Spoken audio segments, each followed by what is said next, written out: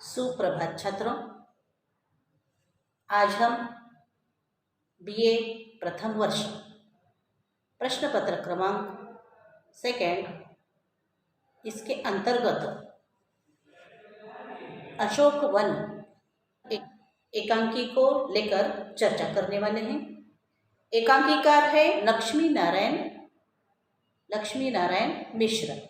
तो दोस्तों, सबसे पहले हम पंडित लक्ष्मी नारायण मिश्र जी का परिचय देखेंगे।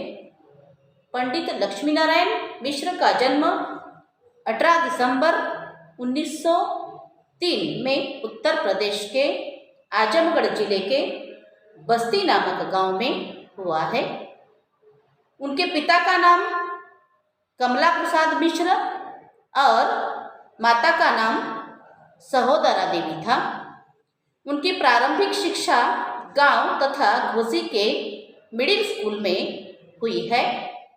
बाद में वे अंग्रेजी शिक्षा प्राप्ति के लिए पिता ने मॉडर्न हाई स्कूल इलाहाबाद में नामांकन किया, लेकिन खराब स्वास्थ्य के कारण फिर वह गांव वापस आए हैं।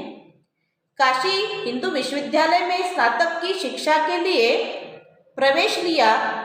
यहीं पर महात्मा गांधी के असहयोग आंदोलन और काशी के साहित्यकारों के प्रभाव में मिश्र जी राष्ट्रीय विचारों की ओर आकर्षित हुए हैं।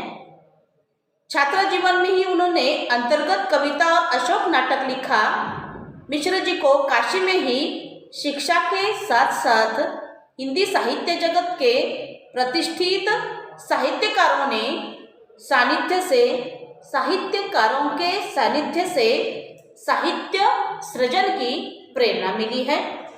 सन 1929 में विधि शास्त्र का अध्ययन करने के लिए इलाहाबाद विश्वविद्यालय में दाखिला लिया, परंतु पिता की मृत्यु के कारण पढ़ाई उन्हें वहां पर छोड़नी पड़ी।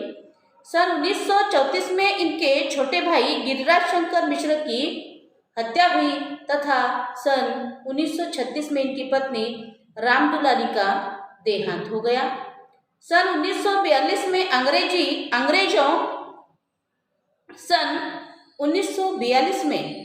अंग्रेजों भारत छोड़ो आंदोलन के दौरान खुफिया विभाग की सूचना के अनुसार इन्हें गिरफ्तार किया गया। विदेशी संपर्क और सरकार के विरुद्ध साजिश के आरोप में 1.5 वर्ष तक कारावास में यातनाएं सही। जेल से छूटने के बाद वे अपने पुत्रों के साथ इलाहाबाद गए और लेखन आरंभ किया। सन 1959 से 1960 तक भारत सरकार के केंद्रीय शिक्षा सचिवालय की ओर से बंबई राज्य की भाषण यात्रा की, जिसमें राजकोट, द्वारका, भावनगर, अहमदाबाद, बड़ौदा, सूरत, मुंबई, पुणे और नागपुर में साहित्यिक व्याख्यान देते हुए यात्रा पूरी की। कर्ण पर आधारित महाकाव्य कालजयी के अधूरे भाग को पूर्ण करने की तीव्र इच्छा थी, किंतु 30 जनवरी 1948 को हुई महात्मा गांधी हत्या के संदर्भ से उनकी लेखनी में उनका साथ छोड़ दिया और 19 अगस्त 1987 को आयु के 84 वर्ष में वाराणसी में उनका देहावसान हुआ है। पंडित लक्ष्मीनारायण मिश्र हिंदी के प्रसिद्ध नाटककार थे। उन पर पाश्चात्य नाटककार इब्सन, शॉ, मैटरलिंक आदि का खासा प्रभाव था, लेकिन फिर भी उनके एकांकियों में भारत की आत्मा बसती थी। मिश्र जी ने गद्य तथा पद्य दोनों विधाओं में साहित्य सृजन किया है। इन्होंने लगभग 25 नाटकों और 100 एकांकियों का सृजन किया है।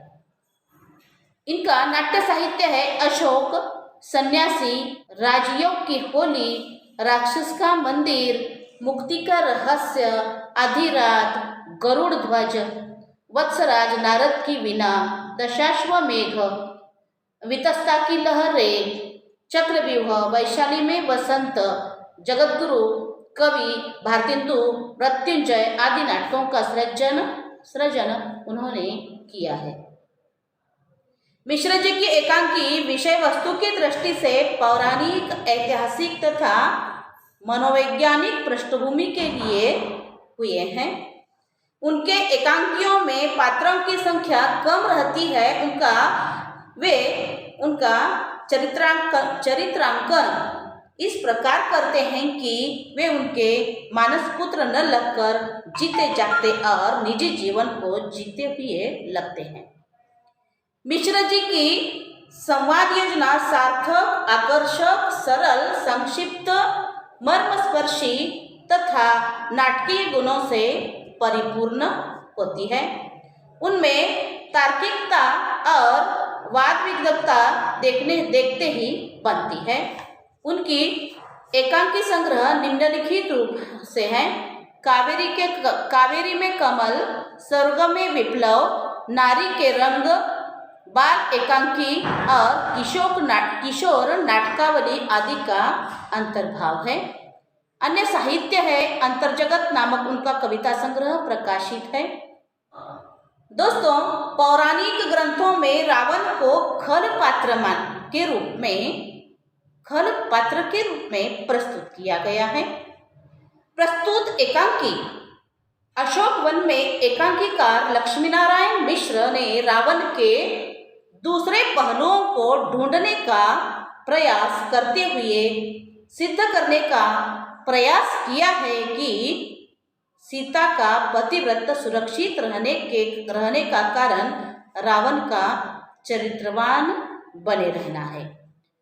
रावण पौराणिक ग्रंथों में तपस्वी, ओजस्वी, शूर, वीर योद्धा के रूप में प्रस्तुत हुआ है। साथ ही उसके चरित्र में कहीं पर भी सीताहरण के पक्ष को छोड़कर अनीति दिखाई नहीं देती है। एकांकी में प्रस्तुत चित्रगंधा का कथन रावण के चरित्र को उभारता है, जिसमें चित्रगंधा कहती है, रावण इंद्रियजयी है, वे अनाचार नहीं करते।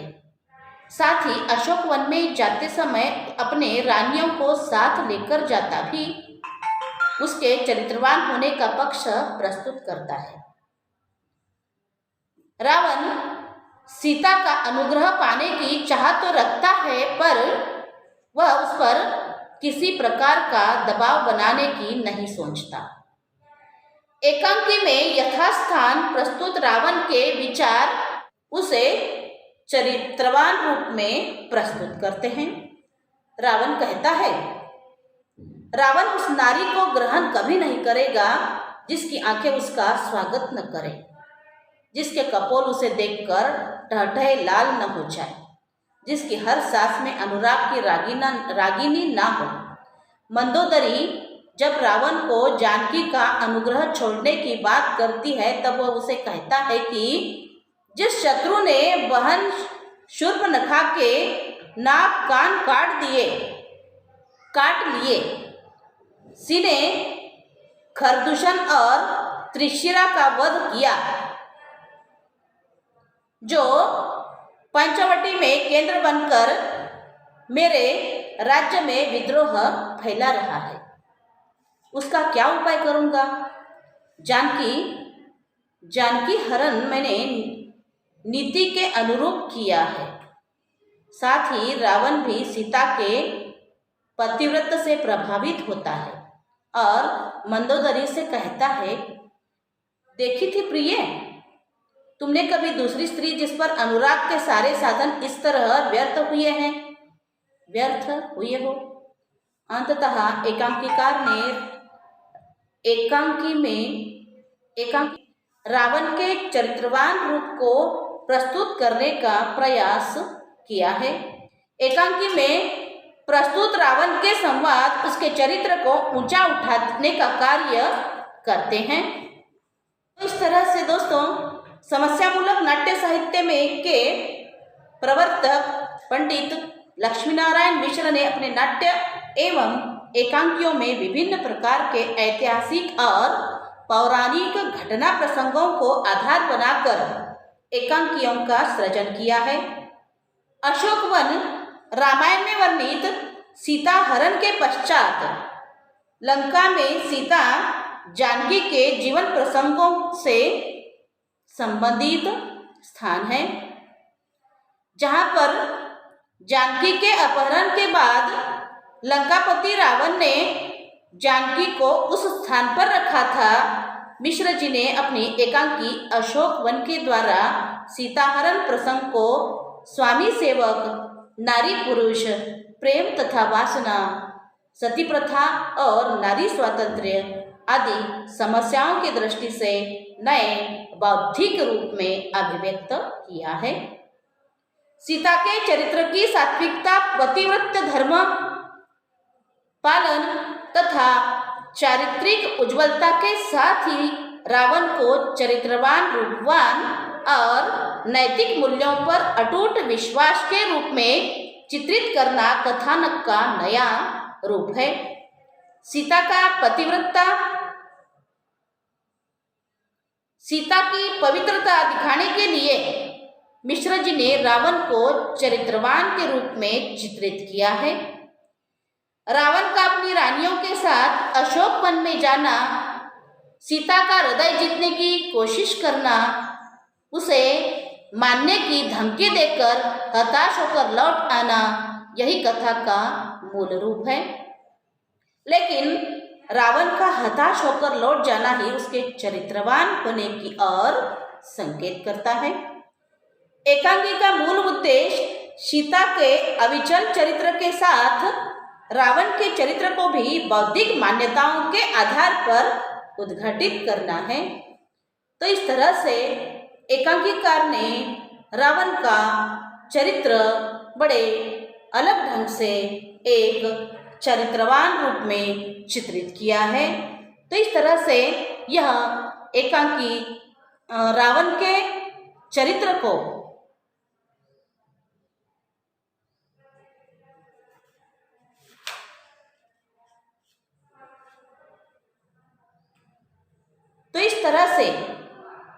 एकांकी में पौराणिक ग्रंथों में रावण के खर पात्र के रूप में प्रस्तुत किया गया है। धन्यवाद।